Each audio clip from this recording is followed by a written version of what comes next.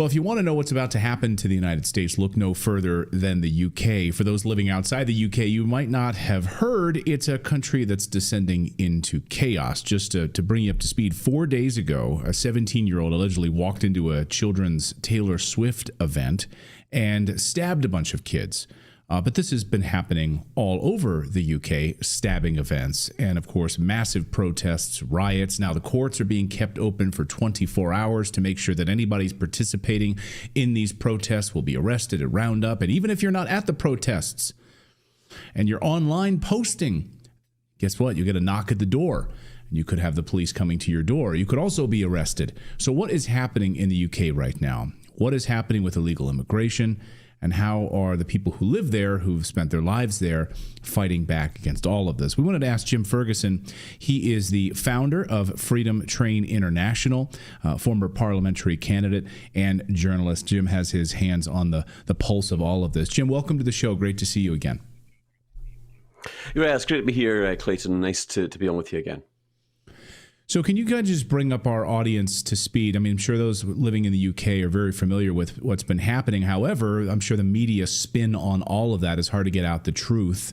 You've been a great person to be able to get out the truth on what's happening in the UK right now. Can you walk our audience through sort of the state of affairs right now? Yeah, absolutely. What's happening in the UK is quite unprecedented. We are witnessing something that we haven't seen probably in decades. And what's really prompted this is there's been a recent change of government. Sir Keir Starmer has taken over as Prime Minister. But even although he's newly in post, what happened with the Conservative Party and the Conservative government, as far as mass illegal immigration was concerned, has been causing deep anger within the Brits and the British population. So what's really happened here is this stabbing that happened in Southport of the 3 little girls brutally murdered at the dance studio has caused outrage and anger. And of course, this has been happening for a long period of time. We are seeing unprecedented numbers of illegal migrants, many of them with violent histories, violent backgrounds, flooding into the country in millions. I mean, there is unprecedented numbers.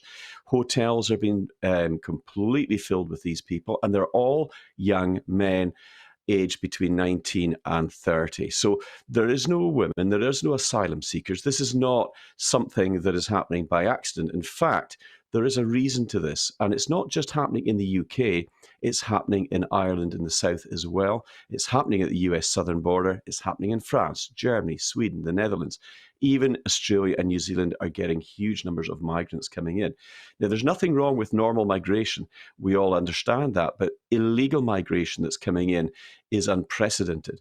Not only is it putting pressure on social services, housing, healthcare, education, but it's causing a massive explosion in lawlessness.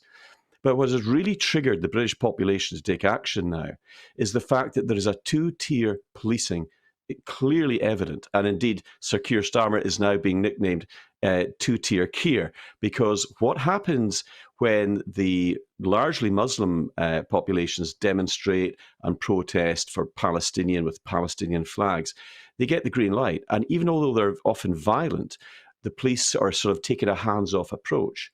Now, what we're seeing is that the indigenous British people, they're becoming alarmed at this. They are getting really upset about it because they think it's deeply unfair. And indeed, what we've been witnessing on the streets of London, Southport, Southend, Manchester, Bradford, Liverpool, is on a scale never before seen. And the police are coming in very, very hard on the indigenous Brits, but they are not tackling even large roaming groups of predominantly young Muslim men carrying knives, machetes, pieces of wood, and they've been witnessed attacking British people, white people, and really beating them to the ground. So this is very violent. And there are more protests that are being planned this coming Wednesday. I'm aware of 39 protests and big demonstrations that are being organised right now. And instead of diffusing the situation, Keir Starmer, the Prime Minister, has doubled down. And he has said that he is going to crack down even harder on people who are just even reporting the news. It's like he's using his position to launch this dystopian, almost dictatorial type measures to silence the British people. But I don't think it's going to work, if I'm being honest. There's a lot to unpack there. I think some of what you've just said is also happening in the United States, right? Police are being told, illegal immigrants who've stolen cars, who are just let them go.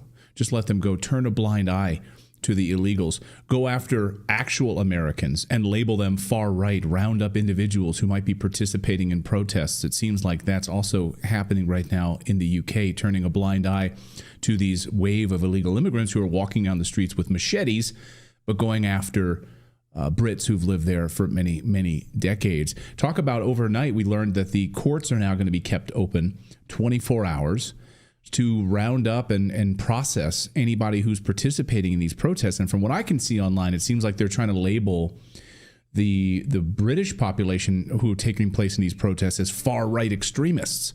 You're a far-right xenophobe. You're an extremist if you see your country being destroyed and you're taking to the streets in protest. Absolutely right, Clayton. And of course, they're not far-right extremists or racists. They're just ordinary working-class people like us who are concerned and alarmed.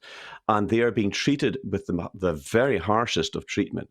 But it's going to backfire. People are so upset, they're so angry that this is going to inflame it.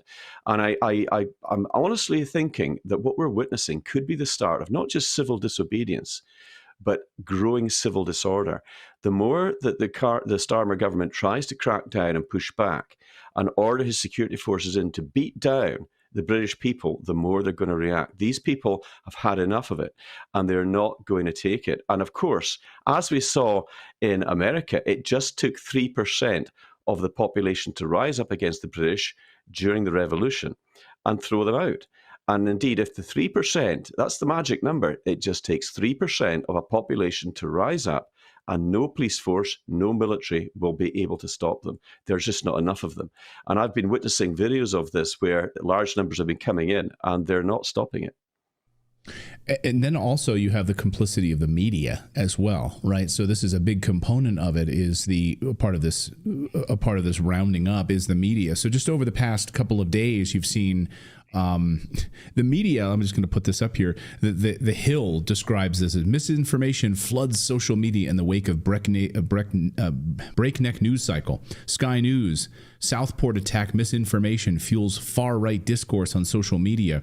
ABC News, online misinformation fuels tensions over the stabbing attack in Britain that killed 3 children. Off Guardian had a great takedown of this. So it seems like the mainstream media is really getting in on this censorship industrial complex here, that there's all this misinformation being spread online. So we really need to clamp down on that. We need to make sure that people aren't speaking freely on social media, and we need to block those types of posts. Well, that's exactly what's happening. The lying mainstream media are complicit in all of this. And of course, they're serving the globalist agenda as well. And there's a reason why all this is happening in our respective countries, whether it's the United States or the UK or Europe. It's happening on purpose, because what the globalists really want is a one world government that they control. And any sovereign nationalistic nation with people that are proud of their nation, that love their flags and stand up for their identity, their culture, and their heritage is a massive obstacle to them. What we're witnessing is a deep destabilization done on purpose by those involved with globalist agendas like the World Economic Forum, like the Trilateral Commission, the Council of 300, the Bilderberg Group. These are not conspiracy theories. These are conspiracy facts. And we're seeing people like George Soros deeply involved with the destabilization in the United States. He is funding district attorneys all across America with the whole intent to do away with proper legal process. We've been witnessing in America large numbers of people, massive numbers of people going into these large department stores, filling up shopping trolleys, coming out, putting it into the back of their car and just driving away with it. Soros's district attorneys are only classing it as a misdemeanor. They get a letter. They don't even get a fine, and certainly no criminal record. So this is fueling lawlessness, and this is spreading all around the world wherever we find globalists infesting our parliaments and our governments. This is on purpose. George Soros at the heart of all of it, of course. We absolutely know that. Jim, so what do you think is next here? Because you're seeing the mainstream media saying that this is just xenophobia, that this individual, and it was amazing to watch the police kind of come right out and say, no, he's from Cardiff, the young man who killed those three girls at the dance studio.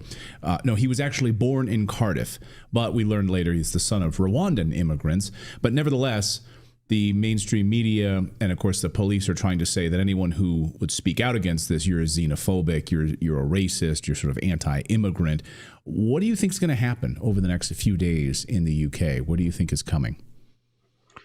Well, I think you're going to see a massive pushback. The British people are a very patient people. They are certainly not racist. They're very welcoming to people, but they expect people to behave and to adapt when they come in and to integrate into our culture, into our nationalistic identity. And in large part, that's not happening. But when we see large groups of mainly Muslim men, immigrants, legal immigrants, arming themselves up and going after lone whites and beating them down, that is a clear indication of the polarization that's taking place in the UK, and not just the UK. Ireland is exactly the same. And I would probably argue that what's been going on in Ireland, because I've been there, I visited there, I went on a march with 10,000 Irish patriots. They weren't far right. They're just ordinary men and women who are deeply concerned about the futures of their children and their education and their health and well-being.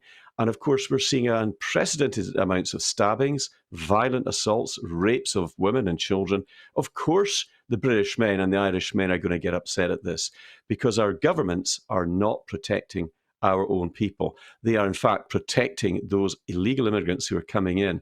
And the only thing that's going to be able to put this right is mass deportations of these criminal lawbreakers and an immediate halt to these large demonstrations that are often violent by these groups that are supporting Palestine and these other areas that have got really nothing to do with Britain. And frankly, it's very dangerous. We could be witnessing something along the lines of very, very serious civil disorder in the coming days and weeks. And if the government continues to take this hard line against the British people will rise up and they will push back. Of that, I have no doubt.